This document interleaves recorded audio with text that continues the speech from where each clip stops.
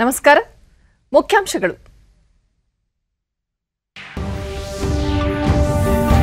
ಕುಡಿಯುವ ನೀರಿನ ಅಭಾವ ನಿವಾರಿಸಲು ಸರ್ಕಾರದಿಂದ ಕ್ರಮ.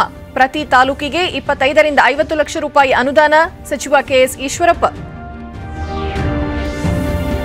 ಕೇಂದ್ರ ಸರ್ಕಾರಿ ಸ್ವಾಮ್ಯದ ಉದ್ದಿಮೆಗಳ ಖಾಸಗೀಕರಣ ಇಲ್ಲ. ನಷ್ಟದಲ್ಲಿರುವ ಸಂಸ್ಥೆಗಳ ಪುನಶ್ಚೇತನಕ್ಕೆ ನೆರವು. ಸಚಿವ ಪ್ರಕಾಶ್ ಜಾವಡೇಕರ್. 150ಕ್ಕೂ ಹೆಚ್ಚು ದೇಶಗಳಿಗೆ ಔಷಧ ಪೂರೈಕೆ. ವಿಶ್ವದ ಏಳಿಗೆಗೆ ಭಾರತದಿಂದ ಅಗತ್ಯ ಕ್ರಮ. ಪ್ರಧಾನಿ ನರೇಂದ್ರ ಮೋದಿ. ಹಾಗೂ ರಾಜ್ಯದ 2 ವಿಧಾನಸಭೆ, ಬೆಳಗಾವಿ ಲೋಕಸಭೆಯ ಉಪಚುನಾವಣೆ ದಿನಾಂಕ ಪ್ರಕಟ. ಏಪ್ರಿಲ್ 17ರಂದು ಮತದಾನ. ವಾರ್ತೆಗಳ ವಿವರ. ರಾಜ್ಯಾದ್ಯಂತ ಬೇಸಿಗೆಯ ಝಳ ಹೆಚ್ಚಾಗುತ್ತಿರುವ ಹಿನ್ನೆಲೆಯಲ್ಲಿ ಕುಡಿಯುವ ನೀರಿಗಾಗಿ ಎಲ್ಲ ತಾಲೂಕುಗಳಿಗೆ 25 ರಿಂದ 50 ಲಕ್ಷ ರೂಪಾಯಿಗಳನ್ನು ಸರ್ಕಾರ ಬಿಡುಗಡೆ ಮಾಡಿದೆ ಎಂದು ಗ್ರಾಮೀಣಾಭಿವೃದ್ಧಿ ಸಚಿವ ಕೆಎಸ್ ಈಶ್ವರಪ್ಪ ವಿಧಾನಸಭೆಯಲ್ಲಿಂದು ವಿಷಯ ತಿಳಿಸಿದ್ದಾರೆ. ಶೂನ್ಯ ವೇಳೆಯಲ್ಲಿ ಸದಸ್ಯ ಎಟಿ ರಾಮಸ್ವಾಮಿ ಅವರ ಪ್ರಸ್ತಾಪಕ್ಕೆ ಉತ್ತರಿಸಿದ ಅವರು, ರಾಜ್ಯದಲ್ಲಿ ಬೇಸಿಗೆಯ ತೀವ್ರತೆ ಹೆಚ್ಚಾಗಿದೆ. ಹೀಗಾಗಿ ಕುಡಿಯುವ ನೀರಿನ ಸಮಸ್ಯೆಯೂ ತಲೆದೋರಿದೆ. ಈ ಹಿನ್ನೆಲೆಯಲ್ಲಿ ಸಮಸ್ಯೆಯನ್ನು ಪರಿಹರಿಸಲು ಸರ್ಕಾರ ತ್ವರಿತ ಕ್ರಮಗಳನ್ನು ಕೈಗೊಂಡಿದೆ ಎಂದು ಹೇಳಿದರು. ಈ ಸಂದರ್ಭದಲ್ಲಿ ಮಾತನಾಡಿದ ಸಭಾಧ್ಯಕ್ಷ ವಿಶ್ವೇಶ್ವರ ಹೆಗಡೆ ಕಾಗೇರಿ, ಬೇಸಿಗೆಯ ತೀವ್ರತೆ ಒಂದೇ ಸಮನೆ ಹೆಚ್ಚುತ್ತಿದೆ. ಇಂತಹ ಕಾಲದಲ್ಲಿ ಕುಡಿಯುವ ನೀರು ಮತ್ತು ವಿದ್ಯುತ್ ಅಭಾವ ಕಾಣಿಸಿಕೊಳ್ಳುತ್ತಿದ್ದು, ಸರ್ಕಾರ ಇದನ್ನು ಗಂಭೀರವಾಗಿ ಪರಿಗಣಿಸಬೇಕಾಗುತ್ತದೆ ಎಂದು ಹೇಳಿದರು. ಕೋಲಾರ ಜಿಲ್ಲೆಯ ಜನತೆಯ ಕುಡಿಯುವ ನೀರಿನ ಸಮಸ್ಯೆ ಕುರಿತು ಸದನದ ಗಮನ ಸೆಳೆದ ಶಾಸಕ ರಮೇಶ್ ಕುಮಾರ್, ಜಿಲ್ಲೆಯ ಅಂತರ್ಜಲ ಮಟ್ಟ ಕುಸಿದಿದ್ದು, ಕೊಳವೆ ಬಾವಿ ಕೊರೆಸಿದರೂ ನೀರು ಲಭಿಸುತ್ತಿಲ್ಲ. ಏಜೆನ್ಸಿಗಳಿಗೆ ನೀರಿಗಾಗಿ ಕೊಳವೆ ಬಾವಿ ಕೊರೆಯಲು ಮನವಿ ಮಾಡುತ್ತಿದ್ದೇವೆ, ಆದರೆ ನೀರು ಲಭಿಸುತ್ತಿಲ್ಲ. ನೀರು ದೊರೆಯದೇ ಇದ್ದಾಗ ಏಜೆನ್ಸಿಗಳಿಗೆ ಹಣ ಪಾವತಿ ಮಾಡಲು ಸರ್ಕಾರದಿಂದ ಸಾಧ್ಯವಾಗುತ್ತಿಲ್ಲ. ಕಾನೂನಿನ ಅಡೆತಡೆಯನ್ನು ನಿವಾರಿಸಿ ನ್ಯಾಯವಾಗಿ ಕೊರೆಯಲಾಗಿರುವ ಕೊಳವೆ ಬಾವಿಗಳಲ್ಲಿ ನೀರು ಲಭಿಸದೇ ಇದ್ದರೂ ಹಣ ಪಾವತಿಸಲು ಅನುವು ಮಾಡಿಕೊಡುವಂತೆ ಮನವಿ ಮಾಡಿದರು. ಇದಕ್ಕೆ ಉತ್ತರಿಸಿದ ಸಚಿವ ಕೆಎಸ್ ಈಶ್ವರಪ್ಪ, ಕೋಲಾರ ಜಿಲ್ಲೆಯಲ್ಲಿನ ಕುಡಿಯುವ ನೀರಿನ ಸಮಸ್ಯೆ ತಮ್ಮ ಗಮನಕ್ಕೆ ಬಂದಿದ್ದು, ಕೊಳವೆ ಬಾವಿ ಕೊರೆದವರಿಗೆ ಹಣ ಬಿಡುಗಡೆ ಮಾಡುವ ಕುರಿತು ಅಧಿಕಾರಿಗಳೊಂದಿಗೆ ಚರ್ಚಿಸಿ ಸೂಕ್ತ ನಿರ್ಧಾರ ತೆಗೆದುಕೊಳ್ಳುವುದಾಗಿ ತಿಳಿಸಿದರು. ಮೊದಲನೇ ಸರಿ ಬರ ಅಂತ ಡಿಕ್ಲೇರ್ ಆಗ್ತಾ ಇರೋಂಥ ತಾಲೂಕುಗಳಿಗೆ 15 ಲಕ್ಷ ಮತ್ತು 10 ಲಕ್ಷ 25 ಲಕ್ಷ ರೂಪಾಯಿ ಬಿಡುಗಡೆ ಮಾಡ್ತಾ ಇದ್ದೀವಿ. ಬರಪೀಡಿತದ ಘೋಷಣೆ ಆಗದೇ ಇರೋದಕ್ಕೆ 10 ಲಕ್ಷ 5 ಲಕ್ಷ ಈ ರೀತಿ ಬಿಡುಗಡೆ ಮಾಡ್ತಾ ಇದ್ದೀವಿ. ಇದಲ್ಲದೆ ನರೇಗಾದಲ್ಲಿ ನಾವು ವಿಶೇಷವಾಗಿ ಸರಿ ಅಂತರ್ಜಲ ಜಾಸ್ತಿ ಮಾಡೋ ದಿಕ್ಕಿನಲ್ಲಿ ಅತಿ ಹೆಚ್ಚು ಪ್ರಾಮುಖ್ಯತೆಯನ್ನು ಕೊಟ್ಟಿದ್ದೀವಿ. ಏನೇನು ಮಾಡೋಕ್ಕೆ ಸಾಧ್ಯವೋ ಸರ್ಕಾರದಿಂದ ಎಲ್ಲವನ್ನೂ ನಾವು ನಡೆಸ್ತಾ ಇದ್ದೀವಿ ಮಾನ್ಯ ಸಭಾಧ್ಯಕ್ಷರೇ. ಆದರೂ ಕೂಡ ಇಷ್ಟೊಂದು ದಗೆ ಇರೋಂಥ ಸಂದರ್ಭದಲ್ಲಿ ಇನ್ನು ಏನೇನು ಮಾಡಬೇಕು ಅನ್ನೋಂಥ ಪ್ರಯತ್ನವನ್ನು ಕೂಡ ನಡೆಸ್ತಾ ಇದ್ದೀವಿ. ಮಾನ್ಯ ಮುಖ್ಯಮಂತ್ರಿಗಳು ಆರ್ಥಿಕ ಇಲಾಖೆ ಅವ್ರ ಕೈಲಿದೆ. ಇನ್ನು ಹೆಚ್ಚಿನ ಹಣವನ್ನು ಬೇಕು ಅಂತ ನಾವು ಕೂಡ ಕೇಳಿದ್ದೀವಿ. ಕಳಿಸಿದ ತಕ್ಷಣ ಮುಖ್ಯಮಂತ್ರಿ ಆರ್ಥಿಕ ಇಲಾಖೆ ಅಂತ ಬಂದ ನಂತರ ಇನ್ನೂ ಹೆಚ್ಚಿನ ಹಣವನ್ನು ಕೊಡುವಂಥ ಪ್ರಯತ್ನ ಮಾಡ್ತೇವೆ. ಓಕೆ, ಒಂದೇ ನಿಮಿಷ ನಾನು ಹೇಳ್ತೇನೆ. ಇಲ್ಲ, ರಾಮಸ್ವಾಮಿ ಅವರು ಎತ್ತಿರೋ ಪ್ರಶ್ನೆ ಆಗ ವಿದ್ಯುತ್ತಿನ ಎಷ್ಟು ಇಂಪಾರ್ಟೆಂಟು ಅಂತ ನಾವೆಲ್ಲರೂ ಭಾವಿಸ್ಕೊಂಡಿದ್ವು, ಅಷ್ಟೇ ಇಂಪಾರ್ಟೆಂಟಿನ ಪ್ರಶ್ನೆ ಇದು ಇಡೀ ರಾಜ್ಯದಲ್ಲಿ. ಈಗ ಅವರು 50 ಲಕ್ಷ 35 ಲಕ್ಷ 25 ಲಕ್ಷ 10 ಲಕ್ಷದ ಇದೆಲ್ಲ ವಿವರಗಳನ್ನೆಲ್ಲ ಹೇಳಿದ್ದಾರೆ, ಯಾವ ಕಾನ್ಸ್ಟಿಟ್ಯೂನ್ಸಿ ಎಷ್ಟೆಷ್ಟು ಅಂತ. ಒಂದು ನಿಮಿಷ ಬಾಲಕೃಷ್ಣ, ಒಂದು ನಿಮಿಷ. ಉಳಿದ ಕ್ಷೇತ್ರಕ್ಕೆ 10 ಲಕ್ಷ ಕೊಟ್ಟಿದ್ದೀವಿ ಅಂತ ಹೇಳಿದ್ದಾರೆ. ಮತ್ತು ಈ ಬಜೆಟ್ನಲ್ಲಿ ಇದಕ್ಕೂ ಮುನ್ನ ಶಾಸಕ ಹೈದರಾಬಾದ್ ಕರ್ನಾಟಕ ಭಾಗವನ್ನು ರಾಜ್ಯ ಸರ್ಕಾರ ಕಲ್ಯಾಣ ಕರ್ನಾಟಕ ಎಂದು ನಾಮಕರಣ ಮಾಡಿರುವುದು ನಾವು ಸ್ವಾಗತಿಸಿದ್ದೇವೆ. ಆದರೆ ನಾಮಕರಣದಿಂದ ಅಭಿವೃದ್ಧಿ ಸಾಧ್ಯವಿಲ್ಲ. ರಾಜ್ಯ ಸರ್ಕಾರ ಈ ಭಾಗದ ಸಮಗ್ರ ಅಭಿವೃದ್ಧಿಗೆ ಬಜೆಟ್ನಲ್ಲಿ ಹೆಚ್ಚಿನ ಅನುದಾನ ಘೋಷಿಸಿಲ್ಲ. ಸಾಮಾಜಿಕ, ಆರ್ಥಿಕ, ಶೈಕ್ಷಣಿಕ ಅಭಿವೃದ್ಧಿಯ ಅಗತ್ಯವಿದೆ ಎಂದು ಸದನದ ಗಮನ ಸೆಳೆದರು. ಅಲ್ಲದೆ ರಾಜ್ಯಾದ್ಯಂತ ಸರ್ಕಾರಿ ಆಸ್ಪತ್ರೆಗಳಲ್ಲಿ ಅತಿ ಹೆಚ್ಚು ಹುದ್ದೆಗಳು ಖಾಲಿ ಇರುವುದರಿಂದ ಸಾರ್ವಜನಿಕರಿಗೆ ವೈದ್ಯಕೀಯ ಸೌಲಭ್ಯ ಲಭಿಸದೆ ರೋಗಿಗಳು ಪರದಾಡುತ್ತಿದ್ದು, ಸರ್ಕಾರ ಕೂಡಲೇ ಖಾಲಿ ಹುದ್ದೆಗಳನ್ನು ಭರ್ತಿ ಮಾಡಬೇಕು. ಗ್ರಾಮೀಣ ಭಾಗದಲ್ಲಿ ಜನ ಕುಡಿಯುವ ನೀರಿಗಾಗಿ ಪರಿತಪಿಸುತ್ತಿದ್ದು, ಸರ್ಕಾರ ಕೂಡಲೇ ಮೂಲಸೌಕರ್ಯಗಳನ್ನು ಕಲ್ಪಿಸುವಂತೆ ಸುದೀರ್ಘವಾಗಿ ಸದನದಲ್ಲಿ ಹಲವು ಅಂಶಗಳನ್ನು ಪ್ರಸ್ತಾಪಿಸಿ ಸರ್ಕಾರದ ಗಮನ ಸೆಳೆದರು. ವಹಿಸ್ತಾರೆ ಅಂತ ಹೇಳಿ ನಮ್ಗೆಲ್ಲರಿಗೆ ಒಂದು ನಂಬಿಕೆ ಇತ್ತು. ಆದರೆ ಮಾನ್ಯ 19% ನಮ್ಮ ಜನಸಂಖ್ಯೆ ಇದ್ರೆ ಈ ರಾಜ್ಯದ ಏನು ನೌಕರಿಗಳಲ್ಲಿ 6% ನಮ್ದು ಮಾತ್ರ ಭಾಗಿದಾರಿಕೆ ಇತ್ತು. ಇವತ್ತು 6% ಇದ್ದಿದ್ದು ಎ ಬಿ ಕ್ಲಾಸ್ ಅಲ್ಲಂತೂ ಬರೀ 2-3% ಇತ್ತು. ಅದನ್ನು ಭರ್ತಿ ಮಾಡಬೇಕು. ಪ್ರಾದೇಶಿಕ ಅಸಮತೋಲನೆ. MTNL, BSNL, Hindustan steel works construction limited, Richardson products limited, Konkan railway corporation limited, Brahmaputra valley fertilizer company limited ಸೇರಿದಂತೆ ಹಲವು ಕೇಂದ್ರ ಸಾರ್ವಜನಿಕ ವಲಯದ ಉದ್ದಿಮೆಗಳ ಪುನಶ್ಚೇತನ, ವಿಲೀನ, ಪುನರ್ ನಿರ್ಮಾಣಕ್ಕೆ ಸರ್ಕಾರ ಮುಂದಾಗಿದೆ ಎಂದು ಭಾರಿ ಉದ್ದಿಮೆ ಮತ್ತು ಸಾರ್ವಜನಿಕ ಉದ್ದಿಮೆಗಳ ಸಚಿವ ಪ್ರಕಾಶ್ ಜಾವಡೇಕರ್ ಲೋಕಸಭೆಗಿಂದು ತಿಳಿಸಿದ್ದಾರೆ. ಪ್ರಶ್ನೋತ್ತರ ಕಲಾಪದಲ್ಲಿ ನಷ್ಟದಲ್ಲಿರುವ ಕೈಗಾರಿಕೆಗಳ ಪುನಶ್ಚೇತನದ ಬಗ್ಗೆ ಕೇಳಲಾದ ಪ್ರಶ್ನೆಗೆ ಉತ್ತರಿಸಿದ ಅವರು, ಎಲ್ಲ ಸಂಸ್ಥೆಗಳು ಸಕ್ರಿಯವಾಗಿ ಕಾರ್ಯನಿರ್ವಹಿಸಬೇಕೆಂಬುದು ಸರ್ಕಾರದ ಉದ್ದೇಶವಾಗಿದೆ. ಈ ನಿಟ್ಟಿನಲ್ಲಿ ಹಲವು ಸಂಸ್ಥೆಗಳ ಪುನಶ್ಚೇತನಕ್ಕೆ ಕಾರ್ಯೋನ್ಮುಖವಾಗಿದೆ ಎಂದರು. ಪೂರಕ ಪ್ರಶ್ನೆಗೆ ಉತ್ತರಿಸಿದ ಅವರು, ಜೀವ ವಿಮಾ ನಿಗಮವನ್ನು ಖಾಸಗೀಕರಣ ಮಾಡುತ್ತಿಲ್ಲ, ಇದು ತಪ್ಪು ಗ್ರಹಿಕೆ ಎಂದು ಸ್ಪಷ್ಟಪಡಿಸಿದರು. ಬ್ಯಾಂಕ್ಗಳ ವಿಚಾರದಲ್ಲಿ ವದಂತಿಗಳಿಗೆ ಕಿವಿಗೊಡಬೇಡಿ ಎಂದು ಸದಸ್ಯರಿಗೆ ಮನವಿ ಮಾಡಿದರು. ಈ ಮಧ್ಯೆ ಪೆಟ್ರೋಲಿಯಂ ಉತ್ಪನ್ನಗಳ ಮೇಲಿನ ಒತ್ತಡವನ್ನು ತಗ್ಗಿಸಲು ಸರ್ಕಾರ ಎಲೆಕ್ಟ್ರಿಕ್ ವಾಹನಗಳ ತಯಾರಿಕೆಗೆ ಅಗತ್ಯ ನೆರವು ನೀಡಲು ಚಿಂತಿಸುತ್ತಿದ್ದು, 13 ರಾಜ್ಯಗಳು ಮತ್ತು ಕೇಂದ್ರಾಡಳಿತ ಪ್ರದೇಶಗಳಲ್ಲಿ 286 ಎಲೆಕ್ಟ್ರಿಕ್ ಚಾರ್ಜಿಂಗ್ ಕೇಂದ್ರಗಳನ್ನು ಸ್ಥಾಪಿಸಲಾಗಿದೆ ಎಂದು ಲೋಕಸಭೆಗೆ ನೀಡಿದ ಲಿಖಿತ ಉತ್ತರದಲ್ಲಿ ಜಾವಡೇಕರ್ ತಿಳಿಸಿದ್ದಾರೆ. ದೆಹಲಿಯಲ್ಲಿ 94, ರಾಜಸ್ಥಾನದಲ್ಲಿ 49 ಮತ್ತು ಛತ್ತೀಸ್ಗಢದಲ್ಲಿ 48 ಚಾರ್ಜಿಂಗ್ ಕೇಂದ್ರ ತೆರೆಯಲಾಗಿದೆ ಎಂದರು. ಅಗ್ಗದ ದರದಲ್ಲಿ ಈವರೆಗೆ 36,71,00,000 ಎಲ್ಇಡಿ ಬಲ್ಬ್ಗಳನ್ನು ವಿತರಿಸಲಾಗಿದ್ದು, ಇದರಿಂದ ಅಂದಾಜು ಪ್ರತಿ ವರ್ಷ 47.68 ಶತಕೋಟಿ ಕಿಲೋವ್ಯಾಟ್ ಉಳಿತಾಯವಾಗಿದೆ ಮತ್ತು ಇಂಗಾಲಾಮ್ಲದ ಹೊರಸೂಸುವಿಕೆ ಪ್ರಮಾಣವನ್ನು ಪ್ರತಿ ವರ್ಷ 38.62 ದಶಲಕ್ಷ ಟನ್ನಷ್ಟು ತಗ್ಗಿಸಿದೆ ಎಂದು ಲಿಖಿತ ಉತ್ತರದಲ್ಲಿ ತಿಳಿಸಿದ್ದಾರೆ. Organize investment-friendly measures and declare their policies accordingly. और मुझे जहाँ तक याद है कि बिहार का भी ये प्रयास पहली दफा जो far as Hindustan antibiotic is concern, it was one of the very premier institute, and as you know the whole saga or the whole history of how there were efforts of revival and did not succeed. But now government is thinking of how Hindustan Antibiotic Limited can be utilized in a proper way, so the scheme is under consideration. ಕರ್ನಾಟಕದ ಹೆಜ್ಜಾಲ ಮತ್ತು ಚಾಮರಾಜನಗರ ರೈಲು ಮಾರ್ಗ 2.5 ದಶಕಗಳ ಹಿಂದೆಯೇ ಪ್ರಸ್ತಾಪವಾಗಿದ್ದರೂ ಅದು ಕಾರ್ಯಗತವಾಗಿಲ್ಲ. ಕೇಂದ್ರ ಹಾಗೂ ರಾಜ್ಯ ಎರಡರಲ್ಲೂ ಒಂದೇ ಸರ್ಕಾರ ಇರುವ ನಿಟ್ಟಿನಲ್ಲಿ ಈ ಮಾರ್ಗ ಸಾಕಾರಗೊಳಿಸಬೇಕು ಎಂದು ಮಂಡ್ಯ ಸಂಸತ್ ಸದಸ್ಯೆ ಸುಮಲತಾ ಅಂಬರೀಶ್ ಸರ್ಕಾರದ ಗಮನ ಸೆಳೆದರು. ಲೋಕಸಭೆಯಲ್ಲಿಂದು ರೈಲ್ವೆ ಸಚಿವಾಲಯದ ಅನುದಾನ ಮತ್ತು ಬೇಡಿಕೆಗಳ ಮೇಲಿನ ಚರ್ಚೆಯ ವೇಳೆ ವಿಷಯ ಪ್ರಸ್ತಾಪಿಸಿದ ಅವರು, ಇದರಿಂದ 4 ಜಿಲ್ಲೆಗಳ ಜನರಿಗೆ ಅನುಕೂಲವಾಗಲಿದೆ ಎಂದು ತಿಳಿಸಿದರು. Was approved in the proposed in the railway budget about 2.5 decades ago, yet to see the light of the day, sir. Since it is your party which is governing both at the centre and the state, I'm sure cooperation would not be a problem here. I would urge you to consider this as it would benefit 4 districts and be of great benefit to the residents of this area, sir. Thank you. I would like to thank Mysuru ಮತ್ತು ಕೊಡಗು ಸಂಸದ ಪ್ರತಾಪ್ ಸಿಂಹ ಮೈಸೂರಿಗೆ satellite ರೈಲು ನಿಲ್ದಾಣ ಮಂಜೂರು ಮಾಡಿದ್ದಕ್ಕಾಗಿ ಧನ್ಯವಾದ ಅರ್ಪಿಸಿ, ಕರ್ನಾಟಕ ಸರ್ಕಾರ ಹೊಸ ಬ್ರಾಡ್ಗೇಜ್ ಮಾರ್ಗ ನಿರ್ಮಾಣಕ್ಕಾಗಿ 50% ವೆಚ್ಚ ಭರಿಸುತ್ತದೆಯೇ ಹೊರತು ರೈಲು ನಿಲ್ದಾಣಕ್ಕಲ್ಲ. ಹೀಗಾಗಿ ಭೂಸ್ವಾಧೀನಕ್ಕೆ ರೈಲ್ವೆ ಸಚಿವಾಲಯದಿಂದ ಹಣ ಬಿಡುಗಡೆ ಮಾಡಬೇಕು ಎಂದು ಮನವಿ ಮಾಡಿದರು. ನಂತರ ಪಿಯೂಷ್ ಗೋಯಲ್ ಚರ್ಚೆಯಲ್ಲಿ ಪಾಲ್ಗೊಂಡ ಸದಸ್ಯರಿಗೆ ಧನ್ಯವಾದ ಅರ್ಪಿಸಿ ಎಲ್ಲರಿಗೂ ಉತ್ತರ ನೀಡುವುದಾಗಿ ತಿಳಿಸಿದರು.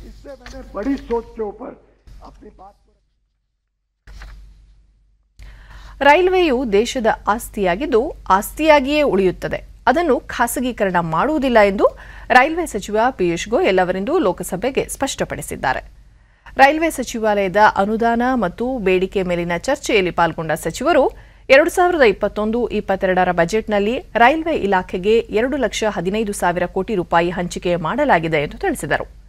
ಭಾರತೀಯ ರೈಲ್ವೆ ದೇಶದ ಪ್ರಗತಿಯ ಚಾಲಕ ಶಕ್ತಿಯಾಗಿದೆ ಎಂದು ಬಣ್ಣಿಸಿದ ಅವರು, ಖಾಸಗಿ ವಲಯದವರು ಕೂಡ ಇಂದು ರೈಲ್ವೆಯಲ್ಲಿ ಹೂಡಿಕೆ ಮಾಡುತ್ತಿದ್ದಾರೆ, ಇದನ್ನು ದೇಶದ ಹಿತದೃಷ್ಟಿಯಿಂದ ಸ್ವಾಗತಿಸಲಾಗಿದೆ ಎಂದು ತಿಳಿಸಿದರು. ಖಾಸಗಿ ವಲಯ ರೈಲ್ವೆಗೆ ದಕ್ಷತೆ ತರಲಿದ್ದು ದೇಶದ ರೈಲ್ವೆಗೆ ಆವೇಗ ಸಿಗಲಿದೆ ಎಂದು ವಿವರಿಸಿದರು. ದೇಶ 75ನೇ ಸ್ವಾತಂತ್ರ್ಯೋತ್ಸವ ಆಚರಿಸುವ 2022ರ ಹೊತ್ತಿಗೆ ಪೂರ್ವ ಮತ್ತು ಪಶ್ಚಿಮ ಸಮರ್ಪಿತ ಸರಕು ಕಾರಿಡಾರ್ ಕಾರ್ಯಾರಂಭ ಮಾಡಲಿದೆ ಎಂದು ತಿಳಿಸಿದರು.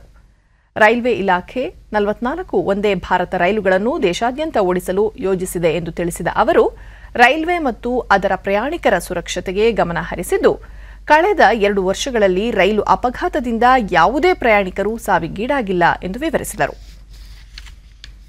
जो विषय आपने कल उठाए, जो विषय कल लगभग 53 मान्य सांसदों ने अपने अपने विषय उठाए थे और मान्य सभापति जी, आपको जान के खुशी होगी और आपके माध्यम से सभी मान्य सांसदों को कल देर रात तक बैठ के हमारे सभी अधिकारी, लगभग मुझे लगता है रात भर ही बैठे होंगे क्योंकि सुबह तो मैं रिव्यू कर रहा था, उन्होंने हर एक 53 के 53 एमपी ने जो पॉइंट्स उठाए वो सब क्रमशः नोट किए थे. हर एक का जवाब सामने है. ರಾಜ್ಯಸಭೆಯ ಪ್ರಶ್ನೋತ್ತರ ಕಲಾಪದಲ್ಲಿಂದು ಕರ್ನಾಟಕದ ಸದಸ್ಯ ಈರಣ್ಣ ಕಡಾಡಿ, ಕರ್ನಾಟಕದ ಜನಸಂಖ್ಯೆ 7 ಕೋಟಿಗಿಂತ ಹೆಚ್ಚಾಗಿದ್ದು, ಕೇಂದ್ರಕ್ಕೆ ರಾಜಸ್ವ ನೀಡುವ ರಾಜ್ಯಗಳ ಪೈಕಿ 3ನೇ ಸ್ಥಾನದಲ್ಲಿದೆ. ಆದಾಗ್ಯೂ ಅಖಿಲ ಭಾರತ ವೈದ್ಯಕೀಯ ವಿಜ್ಞಾನ ಸಂಸ್ಥೆ ಏಮ್ಸ್ ಸ್ಥಾಪನೆಯಾಗಿಲ್ಲ. ಪ್ರಧಾನಮಂತ್ರಿ ಆರೋಗ್ಯ ಸುರಕ್ಷಾ ಯೋಜನೆಯಡಿ ಕರ್ನಾಟಕದಲ್ಲಿ ಸಂಸ್ಥೆಯ ಸ್ಥಾಪನೆ ಉದ್ದೇಶ ಇದೆಯೇ ಎಂದು ಪ್ರಶ್ನಿಸಿದರು. केंद्र सरकार को राजस्व प्रदान करने में तीसरी स्थान पर है, लेकिन आज भी वहां अखिल भारतीय आयुर्विज्ञान संस्थान की स्थापना नहीं की गई है. मैं मंत्री जी से पूछना चाहूंगा कि क्या सरकार प्रधानमंत्री स्वास्थ्य सुरक्षा योजना के माध्यम से कर्नाटक में अखिल भारतीय आयुर्विज्ञान संस्थान की स्थापना करेगी और इस दिशा में अभी तक क्या संक्षेप में पूछें प्लीज, ब्रीफ. इस तक अभी दिशा में अभी तक क्या काम किया गया है? धन्यवाद. ಆರೋಗ್ಯ ಮತ್ತು ಕುಟುಂಬ ಕಲ್ಯಾಣ ಸಚಿವ ಡಾ ಹರ್ಷವರ್ಧನ್ ಉತ್ತರ ನೀಡಿ, ಕರ್ನಾಟಕ ಸರ್ಕಾರ ಮತ್ತು ಮುಖ್ಯಮಂತ್ರಿಗಳು ಈಗಾಗಲೇ ಏಮ್ಸ್ ಸ್ಥಾಪನೆಗಾಗಿ ಮನವಿ ಸಲ್ಲಿಸಿದ್ದು, ತಮ್ಮ ಸಚಿವಾಲಯ ಹಾಗೂ ಹಣಕಾಸು ಸಚಿವಾಲಯ ಎರಡೂ ಒಗ್ಗೂಡಿ ಈ ಬಗ್ಗೆ ಗಂಭೀರವಾಗಿ ಕಾರ್ಯೋನ್ಮುಖವಾಗಿದ್ದು ಸರ್ಕಾರದ ಪರಿಗಣನೆಯಲ್ಲಿದೆ ಎಂದು ತಿಳಿಸಿದರು. ಬೆಳಗಾವಿಯಲ್ಲಿ ಕ್ಯಾನ್ಸರ್ ಚಿಕಿತ್ಸೆಗೆ ಆಸ್ಪತ್ರೆ ಇಲ್ಲದ ಕಾರಣ ಬಡ ರೋಗಿಗಳಿಗೆ ಆಗುತ್ತಿರುವ ಸಮಸ್ಯೆಯ ಬಗ್ಗೆಯೂ ಕಡಾಡಿ ಅವರು ಸರ್ಕಾರದ ಗಮನ ಸೆಳೆದರು. ಇದಕ್ಕೆ ಉತ್ತರ ನೀಡಿದ ಹರ್ಷವರ್ಧನ್, ರಾಜ್ಯ ಸರ್ಕಾರ ಈ ಸಂಬಂಧ ಪ್ರಸ್ತಾವನೆ ಸಲ್ಲಿಸಿದರೆ ಸಕಾರಾತ್ಮಕವಾಗಿ ಸ್ಪಂದಿಸುವ ಭರವಸೆ ನೀಡಿದರು. ಭಾರತವು ಕೋವಿಡ್ ಸಾಂಕ್ರಾಮಿಕದ ಸಂದರ್ಭದಲ್ಲಿ ದೇಶದೊಳಗಿನ ಅಗತ್ಯಗಳನ್ನು ಪೂರೈಸುವುದರ ಜೊತೆಗೆ ವಿಶ್ವದ ಅಗತ್ಯದ ಬಗ್ಗೆಯೂ ಗಮನ ಹರಿಸಿದೆ. ತನ್ನ ದಕ್ಷತೆ ಮತ್ತು ಸಾಮರ್ಥ್ಯಕ್ಕೆ ಅನುಗುಣವಾಗಿ ಇಡೀ ಮಾನವ ಕುಲಕ್ಕೆ ಮುಂದೆಯೂ ಬೆಂಬಲವಾಗಿ ನಿಲ್ಲಲಿದೆ ಎಂದು ಪ್ರಧಾನಿ ನರೇಂದ್ರ ಮೋದಿ ಪ್ರತಿಪಾದಿಸಿದ್ದಾರೆ. ಭಾರತ ಫಿನ್ಲ್ಯಾಂಡ್ ನಡುವಿನ ವರ್ಚುವಲ್ ಸಭೆ ಉದ್ದೇಶಿಸಿ ಅವರು, ಕೊರೋನಾ ಸಂಕಷ್ಟದ ಕಾಲದಲ್ಲಿ ಭಾರತ 150ಕ್ಕೂ ಹೆಚ್ಚು ದೇಶಗಳಿಗೆ ಅವಶ್ಯಕ ಔಷಧ ಮತ್ತು ಇತರ ಸಲಕರಣೆಗಳನ್ನು ಪೂರೈಕೆ ಮಾಡಿತು. 70ಕ್ಕೂ ಹೆಚ್ಚು ದೇಶಗಳಿಗೆ ಭಾರತದಲ್ಲಿ ಉತ್ಪಾದಿಸಲಾದ 5,80,00,000 ಡೋಸ್ ಕೋವಿಡ್ ಲಸಿಕೆಯನ್ನು ಒದಗಿಸಿದೆ ಎಂದು ತಿಳಿಸಿದರು. ಫಿನ್ಲ್ಯಾಂಡ್ನಲ್ಲಿ ಕೋವಿಡ್ನಿಂದ ಆದ ಜೀವಹಾನಿಗೆ ಭಾರತದ ಪರವಾಗಿ ಸಂತಾಪ ಸೂಚಿಸಿದ ಪ್ರಧಾನಿ, ಸಾಂಕ್ರಾಮಿಕವನ್ನು ಕೌಶಲ್ಯದಿಂದ ನಿರ್ವಹಿಸಿದ ಪ್ರಧಾನಮಂತ್ರಿಯವರಿಗೆ ಅಭಿನಂದನೆ ಸಲ್ಲಿಸಿದರು.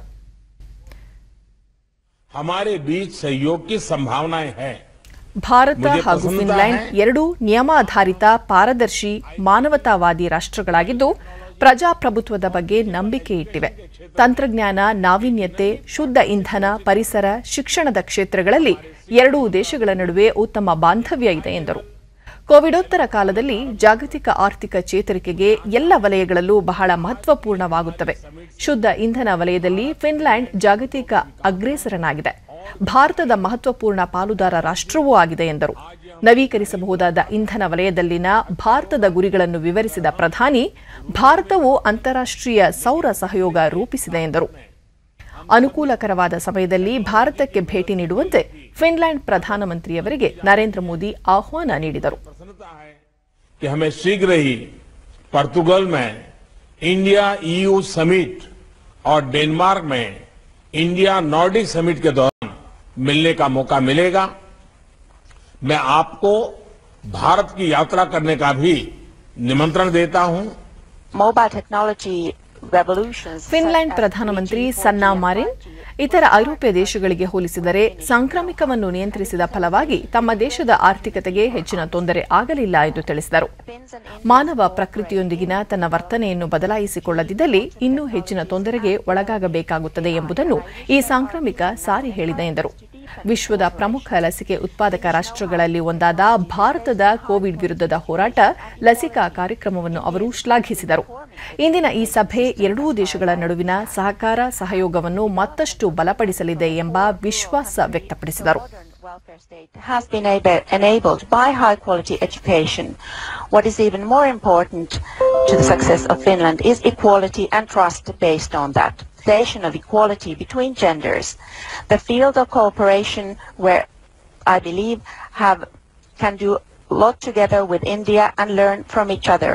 We can promote international rule-based system, sustainable development and combating climate change together. ಭೌತಿಕ ಮೂಲಸೌಕರ್ಯ ಅಭಿವೃದ್ಧಿಗೆ ಅಗತ್ಯವಾದ ದೀರ್ಘಾವಧಿ ಸಾಲಕ್ಕಾಗಿ ದೊಡ್ಡ ಬ್ಯಾಂಕ್ ಸ್ಥಾಪಿಸುವ ಮಹತ್ವದ ನಿರ್ಣಯವನ್ನು ಇಂದು ಪ್ರಧಾನಿ ನರೇಂದ್ರ ಮೋದಿ ಅವರ ಅಧ್ಯಕ್ಷತೆಯಲ್ಲಿ ನಡೆದ ಸಭೆಯಲ್ಲಿ ಕೈಗೊಳ್ಳಲಾಗಿದೆ ಎಂದು ಹಣಕಾಸು ಮತ್ತು ಸಾಂಸ್ಥಿಕ ವ್ಯವಹಾರಗಳ ಖಾತೆ ಸಚಿವೆ ನಿರ್ಮಲಾ ಸೀತಾರಾಮನ್ ತಿಳಿಸಿದ್ದಾರೆ. ಸಂಪುಟದ ನಿರ್ಣಯ ಕುರಿತಂತೆ ವಿವರ ನೀಡಿದ ಅವರು, ಯಾವುದೇ ಬ್ಯಾಂಕ್ ದೀರ್ಘಕಾಲದ ಯೋಜನೆಗಳಿಗೆ ಆರ್ಥಿಕ ನೆರವು ಒದಗಿಸಲು ಮುಂದೆ ಬರುವುದಿಲ್ಲ. ಹೀಗಾಗಿ ವಿವಿಧ ದೀರ್ಘಕಾಲೀನ ಯೋಜನೆಗಳಿಗೆ ಆರ್ಥಿಕ ಬೆಂಬಲ ಒದಗಿಸಲು ಈ ಹಿಂದೆ ಸಹ ಐಡಿಬಿಐನಂತಹ ಪ್ರಯತ್ನ ನಡೆದಿತ್ತು. ಅದೇ ರೀತಿಯಲ್ಲಿ ಇಂದು ಸಚಿವ ಸಂಪುಟದಲ್ಲಿ ಅಭಿವೃದ್ಧಿ ಹಣಕಾಸು ಸಂಸ್ಥೆ ಸ್ಥಾಪನೆ ನಿರ್ಧಾರ ಕೈಗೊಳ್ಳಲಾಗಿದೆ ಎಂದರು. ಈ ಬಗ್ಗೆ ಬಜೆಟ್ನಲ್ಲಿ ಪ್ರಸ್ತಾಪಿಸಲಾಗಿತ್ತು. ಇನ್ನೂ ಬಜೆಟ್ ಅಧಿವೇಶನ ನಡೆಯುತ್ತಿರುವಾಗಲೇ ಸಚಿವ ಸಂಪುಟ ಇದಕ್ಕೆ ಅನುಮೋದನೆ ನೀಡಿದೆ. ಬಜೆಟ್ ಪ್ರಕಟಣೆಗಳ ತ್ವರಿತ ಅನುಷ್ಠಾನಕ್ಕೆ ಸರ್ಕಾರ ಬದ್ಧವಾಗಿದೆ ಎಂದು ತ್ವರಿತ ಕಾರ್ಯವಿಧಾನದ ಬಗ್ಗೆ ವಿವರಣೆ ನೀಡಿದರು. ಭೌತಿಕ ಮೂಲಸೌಕರ್ಯ ಯೋಜನೆಗಳಿಗೆ ದೀರ್ಘಕಾಲೀನ ಆರ್ಥಿಕ ಬೆಂಬಲ ನೀಡಲು ಈ ಬ್ಯಾಂಕ್ ಸಹಕಾರಿಯಾಗಲಿದೆ. ಬಜೆಟ್ನಲ್ಲಿ ಪ್ರಕಟಿಸಿರುವಂತೆ ಇದಕ್ಕೆ 20,000 ಕೋಟಿ ರೂಪಾಯಿ ಬಂಡವಾಳ ಪೂರಣವನ್ನು ಸರ್ಕಾರದಿಂದ ಮಾಡಲಾಗುತ್ತಿದೆ. ಜೊತೆಗೆ ಆರಂಭಿಕ ಅನುದಾನವಾಗಿ 5,000 ಕೋಟಿ ರೂಪಾಯಿಗಳನ್ನು ಒದಗಿಸಲಾಗುತ್ತಿದೆ. ಮಾರುಕಟ್ಟೆಯಿಂದ ಗಣನೀಯ ಪ್ರಮಾಣದ ಹಣ ಎತ್ತುವಳಿ ಮಾಡಲಾಗುತ್ತದೆ ಎಂದು ತಿಳಿಸಿದರು. We recognize that each one of those units perform for the economy. So if there is a coal unit or a thermal unit, privatizing taxpayers' money was what UPA government did, and probably even privatizing taxpayers' money for one family's betterment. So privatizing is only that. And second, nationalizing loss, did he say? Today public sector banks are loss making and prompt corrective actions are bringing them out because of the telephone banking which happened during his time. His daddy would have probably nationalized the banks, but nationalizing of loss in the banks was during UPA's time. And I would want to add one more. Nationalizing corruption is what they did. ರಾಜ್ಯದ 2 ವಿಧಾನಸಭೆ ಮತ್ತು ಬೆಳಗಾವಿ ಲೋಕಸಭಾ ಕ್ಷೇತ್ರಕ್ಕೆ ಉಪಚುನಾವಣಾ ದಿನಾಂಕವನ್ನು ಕೇಂದ್ರ ಚುನಾವಣಾ ಆಯೋಗ ಪ್ರಕಟಿಸಿದೆ. ಬೆಳಗಾವಿ ಸಂಸದ ಸುರೇಶ್ ಅಂಗಡಿ, ಬಸವಕಲ್ಯಾಣ ಕ್ಷೇತ್ರದ ಶಾಸಕ ನಾರಾಯಣರಾವ್ ಅವರ ನಿಧನದಿಂದ ಹಾಗೂ ಮಸ್ಕಿ ಕ್ಷೇತ್ರದ ಶಾಸಕ ಪ್ರತಾಪ್ ಗೌಡ ಪಾಟೀಲ್ ರಾಜೀನಾಮೆಯಿಂದ ತೆರವಾಗಿದ್ದ ಕ್ಷೇತ್ರಗಳಿಗೆ ಚುನಾವಣಾ ಆಯೋಗ ಉಪಚುನಾವಣೆಯ ದಿನಾಂಕ ಪ್ರಕಟಿಸಿದೆ. ನಾಮಪತ್ರ ಸಲ್ಲಿಸಲು ಇದೇ 30 ಕೊನೆ ದಿನವಾಗಿದ್ದು 31ರಂದು ನಾಮಪತ್ರ ಪರಿಶೀಲನೆ ನಡೆಯಲಿದೆ. ನಾಮಪತ್ರ ಹಿಂಪಡೆಯಲು ಏಪ್ರಿಲ್ 3 ಕೊನೆ ದಿನವಾಗಿದ್ದು ಏಪ್ರಿಲ್ 17ರಂದು ಮತದಾನ ನಡೆಯಲಿದೆ. ಮೇ 2ರಂದು ಮತ ಎಣಿಕೆ ನಡೆಯಲಿದ್ದು ಅಂದೇ ಫಲಿತಾಂಶ ಪ್ರಕಟವಾಗಲಿದೆ ಎಂದು ಆಯೋಗ ಪ್ರಕಟಣೆಯಲ್ಲಿ ತಿಳಿಸಿದೆ.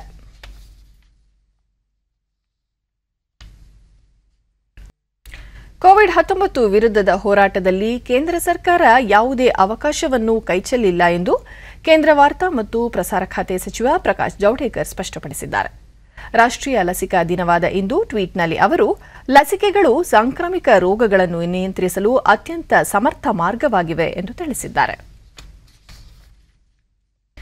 ಭಾರತೀಯ ಪ್ರಜೆಗಳ ವೆಚ್ಚದಲ್ಲಿ ವಿವಿಧ ದೇಶಗಳಿಗೆ ಕೋವಿಡ್-19 ಲಸಿಕೆಯನ್ನು ರಫ್ತು ಮಾಡಲಾಗುತ್ತಿಲ್ಲ ಎಂದು ಕೇಂದ್ರ ಆರೋಗ್ಯ ಸಚಿವ ಡಾ ಹರ್ಷವರ್ಧನ್ ರಾಜ್ಯಸಭೆಯಲ್ಲಿಂದು ಸ್ಪಷ್ಟಪಡಿಸಿದ್ದಾರೆ.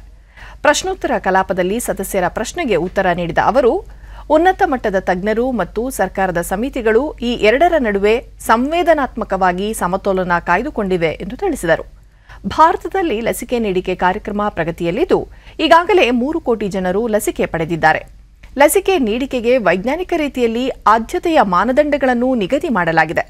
ಆ ಪ್ರಕಾರವಾಗಿಯೇ ಲಸಿಕೆಯನ್ನು ನೀಡಲಾಗುತ್ತಿದೆ ಎಂದು ತಿಳಿಸಿದರು. ದೇಶದ ಎಲ್ಲ ಸರ್ಕಾರಿ ಆಸ್ಪತ್ರೆಗಳಲ್ಲಿ ಕೋವಿಡ್ ಲಸಿಕೆ ಉಚಿತವಾಗಿ ಮತ್ತು ಖಾಸಗಿ ಆಸ್ಪತ್ರೆಗಳಲ್ಲಿ ಪ್ರತಿ ಡೋಸ್ಗೆ 250 ರೂಪಾಯಿಯಂತೆ ದೊರೆಯುತ್ತಿದೆ. ಸರ್ಕಾರ ಈ ವಿಚಾರದಲ್ಲಿ ಜವಾಬ್ದಾರಿಯುತವಾಗಿ ಕಾರ್ಯನಿರ್ವಹಿಸುತ್ತಿದೆ ಎಂದು ಸ್ಪಷ್ಟಪಡಿಸಿದರು. ನಿನ್ನೆಯವರೆಗೆ 72 ದೇಶಗಳಿಗೆ 5,94 ಲಕ್ಷ ಡೋಸ್ ಲಸಿಕೆಯನ್ನು ಮಾರಾಟ ಮಾಡಲಾಗಿದೆ ಎಂದು ಡಾ ಹರ್ಷವರ್ಧನ್ ತಿಳಿಸಿದರು. दृष्टि से तय किए गए हैं, एक्सपर्ट्स ने तय किए हैं. एक्सपर्ट्स ने इंटरनेशनल और WHO की और जो प्रोफेशनल बॉडीज़ की रिकमेंडेशंस के परिप्रेक्ष्य में, भारत की सारी ओवरऑल परिस्थिति के परिप्रेक्ष्य में उन क्राइटेरियाज को तय किया है. क्योंकि ये एक डायनेमिक प्रोसेस है सर, ये बीमारी भी जो है कोविड का वायरस भी एक जिस तरह से आगे पीछे चल रहा है सर, ये भी एक डायनेमिक प्रोसेस है. उसी के आधार पर ये प्रायोरिटीज़ तय हो रही हैं. और आज भी जो प्रायोरिटीज़ तय हैं, जो भी कोई वैक्सीन लेना चाहता है उसको कहीं कोई उसके लिए रुकावट नहीं सर. वो एक कोविन प्लेटफॉर्म पे अपने आप को रजिस्टर करके देश के नज़दीक के किसी भी अस्पताल में जा सकता है. आपने कहा फ्री की बात, तो सर सारे सरकारी अस्पतालों में ये वैक्सीन फ्री उपलब्ध है. जो प्राइवेट अस्पताल हैं वहाँ पर भी केवल 250 रुपये में जो लोग अफोर्ड कर सकते हैं और वो पैसा देके वैक्सीन लेना चाहते हैं, उसमें से भी 250 रुपये में भी जो अस्पताल है प्राइवेट अस्पताल, उसको मैक्सिमम 100 रुपये तक जो है उसको खर्च करने के लिए दिया गया है. जो उसके चार्जेस इत्यादि उसको व्यवस्था करने में लग सकते हैं. ಇಂದು ರಾಷ್ಟ್ರೀಯ ಲಸಿಕಾ ದಿನ. ಪ್ರತಿ ವರ್ಷ ಮಾರ್ಚ್ 16 ರಾಷ್ಟ್ರೀಯ ಲಸಿಕಾ ದಿನವನ್ನಾಗಿ ದೇಶಾದ್ಯಂತ ಆಚರಿಸಲಾಗುತ್ತದೆ. 1995ರಲ್ಲಿ ಮಾರ್ಚ್ 16ರಂದು ಮೊದಲ ಬಾರಿಗೆ ಓರಲ್ ಪೋಲಿಯೋ ಲಸಿಕೆ ನೀಡಲಾಯಿತು. ಅಂದಿನಿಂದ ಇಂದಿನವರೆಗೆ ಈ ದಿನವನ್ನು ರಾಷ್ಟ್ರೀಯ ಲಸಿಕಾ ದಿನವಾಗಿ ಆಚರಿಸುವುದರೊಂದಿಗೆ ಇನ್ನಿತರ ಲಸಿಕೆ ನೀಡುವ ವಿವಿಧ ಕಾರ್ಯಕ್ರಮಗಳನ್ನು ಸರ್ಕಾರಗಳು ಹಮ್ಮಿಕೊಳ್ಳುತ್ತಿವೆ. ಆರೋಗ್ಯ, ಕುಟುಂಬ ಕಲ್ಯಾಣ ಹಾಗೂ ವೈದ್ಯಕೀಯ ಶಿಕ್ಷಣ ಸಚಿವ ಡಾ ಕೆ ಸುಧಾಕರ್, ಭಾರತ ಅತಿ ದೊಡ್ಡ ಲಸಿಕಾ ಉತ್ಪಾದನಾ ರಾಷ್ಟ್ರವಾಗಿದ್ದು ದೊಡ್ಡ ಪ್ರಮಾಣದಲ್ಲಿ ಲಸಿಕಾ ವಿತರಣಾ ಆಂದೋಲನಗಳನ್ನು ಆಯೋಜಿಸುತ್ತಿದೆ. 100 ಕೋಟಿ ಜನರಿಗೆ ಕೋವಿಡ್ ಲಸಿಕೆ ನೀಡುವ ಗುರಿ ಹೊಂದಲಾಗಿದ್ದು ಎಲ್ಲ ಅರ್ಹ ನಾಗರಿಕರು ಇಂದೇ ಲಸಿಕೆ ಪಡೆಯಿರಿ ಎಂದು ಟ್ವೀಟ್ ಸಂದೇಶದಲ್ಲಿ ತಿಳಿಸಿದ್ದಾರೆ. ಸಾಂಕ್ರಾಮಿಕ ರೋಗಗಳ ವಿರುದ್ಧ ಮುಂಜಾಗ್ರತಾ ಕ್ರಮಗಳಲ್ಲಿ ಲಸಿಕೆ ಪ್ರಮುಖವಾದವು. ಅವು ಸಾರ್ವಜನಿಕ ಆರೋಗ್ಯ ರಕ್ಷಣೆಯ ಪ್ರಮುಖ ಸಾಧನ. ಸಾಂಕ್ರಾಮಿಕ ರೋಗಗಳು ಪತ್ತೆಯಾದ ಸಂದರ್ಭದಲ್ಲಿ ಅವು ಮತ್ತಷ್ಟು ಪ್ರಮುಖ ಪಾತ್ರ ವಹಿಸುತ್ತವೆ. ಭಾರತ ಲಸಿಕೆ ತಯಾರಿಕೆಯಲ್ಲಿ ಮುಂಚೂಣಿಯಲ್ಲಿರುವ ರಾಷ್ಟ್ರ. ಕೋವಿಡ್ ಲಸಿಕೆಯ ಸರಬರಾಜಿಗಾಗಿ ಇಂದು ಇಡೀ ವಿಶ್ವವೇ ಭಾರತದತ್ತ ಆಶಾಭಾವನೆಯಿಂದ ನೋಡುತ್ತಿದೆ ಎಂದರು. ಭಾರತ ಬಹುದೊಡ್ಡ ಪ್ರಮಾಣದ ಲಸಿಕಾ ಆಂದೋಲನಗಳನ್ನು ನಡೆಸಿದ ಇತಿಹಾಸ ಹೊಂದಿದೆ. ಸಿಡುಬು ಹಾಗೂ ಪೋಲಿಯೋ ಲಸಿಕೆ ವಿತರಣೆ ಉದಾಹರಣೆಗಳು. ಕೋವಿಡ್ ಲಸಿಕೆ ವಿತರಣಾ ಆಂದೋಲನದಲ್ಲಿಯೂ ಭಾರತ ಅದೇ ಪದ್ಧತಿಯನ್ನು ಮುಂದುವರಿಸಲಿದೆ ಎಂಬ ವಿಶ್ವಾಸವಿದೆ ಎಂದು ತಿಳಿಸಿದರು. ನಮಸ್ಕಾರ. ಮುಖ್ಯಮಂತ್ರಿ ಬಿಎಸ್ ಯಡಿಯೂರಪ್ಪ ತಮ್ಮ ಟ್ವೀಟ್ ಸಂದೇಶದಲ್ಲಿ ರಾಷ್ಟ್ರೀಯ ಲಸಿಕಾ ದಿನದಂದು ಕಾಲಕಾಲಕ್ಕೆ ಪೋಲಿಯೋ, ದಡಾರ, ಸಿಡುಬು ಸೇರಿದಂತೆ ಅಗತ್ಯ ಲಸಿಕೆಗಳನ್ನು ಹಾಕಿಸಿ ಮಕ್ಕಳನ್ನು ರೋಗಮುಕ್ತರನ್ನಾಗಿಸುವ ನಿಟ್ಟಿನಲ್ಲಿ ಸರ್ವ ಪ್ರಯತ್ನಗಳನ್ನು ನಡೆಸಲು ಸಂಕಲ್ಪ ತೋಡೋಣ. ಕೊರೋನಾ ಸಂದರ್ಭದಲ್ಲಿ ಎಲ್ಲ ಅರ್ಹರು, ಹಿರಿಯ ನಾಗರಿಕರು ಲಸಿಕೆ ಪಡೆಯೋಣ, ಇತರರಿಗೂ ಮಾಹಿತಿ ನೀಡೋಣ ಎಂದು ತಿಳಿಸಿದ್ದಾರೆ.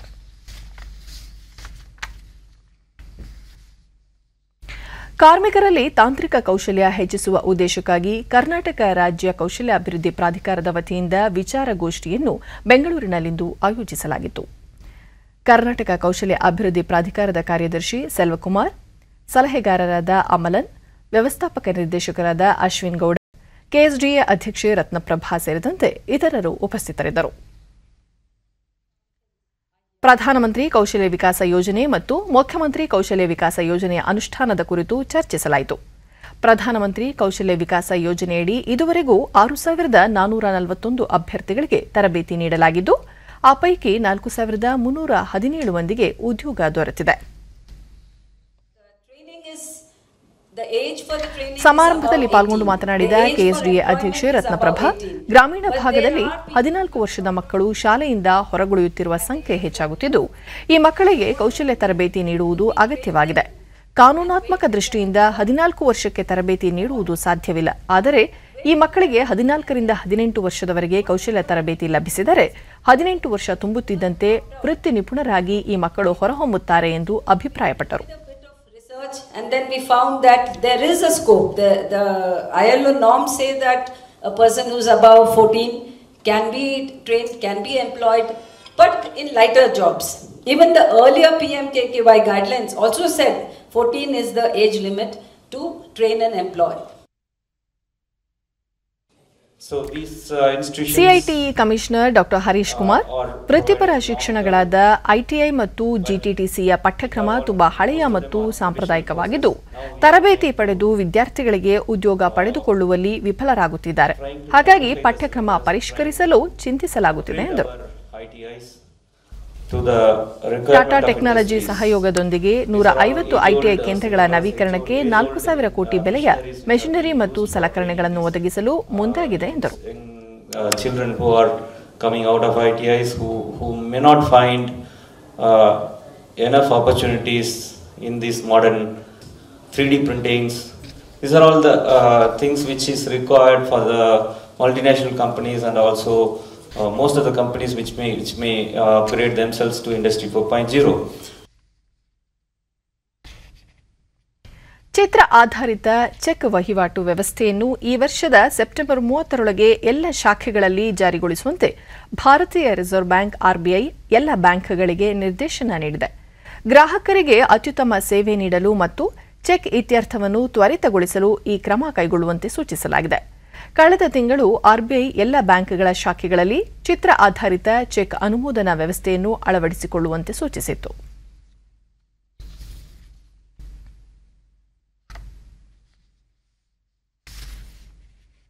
ಇನ್ನು ಹವಾವರ್ತಮಾನ. ರಾಜ್ಯಾದ್ಯಂತ ಒಣಹವೆ ಮುಂದುವರಿಕೆ. ಕಲಬುರಗಿಯಲ್ಲಿ ಗರಿಷ್ಠ ತಾಪಮಾನ 37.5 ಡಿಗ್ರಿ ಸೆಲ್ಸಿಯಸ್, ದಾವಣಗೆರೆಯಲ್ಲಿ ಕನಿಷ್ಠ ತಾಪಮಾನ 14.3 ಡಿಗ್ರಿ ಸೆಲ್ಸಿಯಸ್ ದಾಖಲಾಗಿದೆ. ಮುನ್ಸೂಚನೆಯಂತೆ ಮುಂದಿನ 24 ಗಂಟೆಗಳಲ್ಲಿ ರಾಜ್ಯದಲ್ಲಿ ಒಣಹವೆ ಮುಂದುವರಿಯುವ ನಿರೀಕ್ಷೆ ಇದೆ. ಬೆಂಗಳೂರು ಸುತ್ತಮುತ್ತ ಶುಭ್ರ ಆಕಾಶ, ಗರಿಷ್ಠ ತಾಪಮಾನ 35 ಹಾಗೂ ಕನಿಷ್ಠ 19 ಡಿಗ್ರಿ ಸೆಲ್ಸಿಯಸ್ ದಾಖಲಾಗುವ ಸಂಭವ. ಕೊನೆಯಲ್ಲಿ ಮತ್ತೊಮ್ಮೆ ಮುಖ್ಯಾಂಶಗಳು. ಕುಡಿಯುವ ನೀರಿನ ಅಭಾವ ನಿವಾರಿಸಲು ಸರ್ಕಾರದಿಂದ ಕ್ರಮ, ಪ್ರತಿ ತಾಲೂಕಿಗೆ 25ರಿಂದ 50 ಲಕ್ಷ ರೂಪಾಯಿ ಅನುದಾನ, ಸಚಿವ ಕೆಎಸ್ ಈಶ್ವರಪ್ಪ. ಕೇಂದ್ರ ಸರ್ಕಾರಿ ಸ್ವಾಮ್ಯದ ಉದ್ದಿಮೆಗಳ ಖಾಸಗೀಕರಣ ಇಲ್ಲ, ನಷ್ಟದಲ್ಲಿರುವ ಸಂಸ್ಥೆಗಳ ಪುನಶ್ಚೇತನಕ್ಕೆ ನೆರವು, ಸಚಿವ ಪ್ರಕಾಶ್ ಜಾವಡೇಕರ್. 150ಕ್ಕೂ ಹೆಚ್ಚು ದೇಶಗಳಿಗೆ ಔಷಧ ಪೂರೈಕೆ, ವಿಶ್ವದ ಏಳಿಗೆಗೆ ಭಾರತದಿಂದ ಅಗತ್ಯ ಕ್ರಮ, ಪ್ರಧಾನಿ ನರೇಂದ್ರ ಮೋದಿ. ಹಾಗೂ ರಾಜ್ಯದ 2 ವಿಧಾನಸಭೆ, ಬೆಳಗಾವಿ ಲೋಕಸಭೆಯ ಉಪಚುನಾವಣೆ ದಿನಾಂಕ ಪ್ರಕಟ, ಏಪ್ರಿಲ್ 17ರಂದು ಮತದಾನ. ನಮ್ಮ ವಾರ್ತಾ ಪ್ರಸಾರವನ್ನು ನೀವು ಡಿಡಿ ಚಂದನ ನ್ಯೂಸ್ ಯೂಟ್ಯೂಬ್ ಚಾನೆಲ್ನಲ್ಲೂ ವೀಕ್ಷಿಸಬಹುದು. ವೀಕ್ಷಕರೇ, ಸರಿಯಾದ ಕ್ರಮದಲ್ಲಿ ತಪ್ಪದೇ ಮಾಸ್ಕ್ ಧರಿಸಿ. ನೀವು ಸುರಕ್ಷಿತವಾಗಿರುವುದರೊಂದಿಗೆ ನಿಮ್ಮವರನ್ನು ಸುರಕ್ಷಿತವಾಗಿರಿಸಿ. ನಮ್ಮ ಮುಂದಿನ ವಾರ್ತಾ ಪ್ರಸಾರ ರಾತ್ರಿ 9 ಗಂಟೆಗೆ. ನಮಸ್ಕಾರ.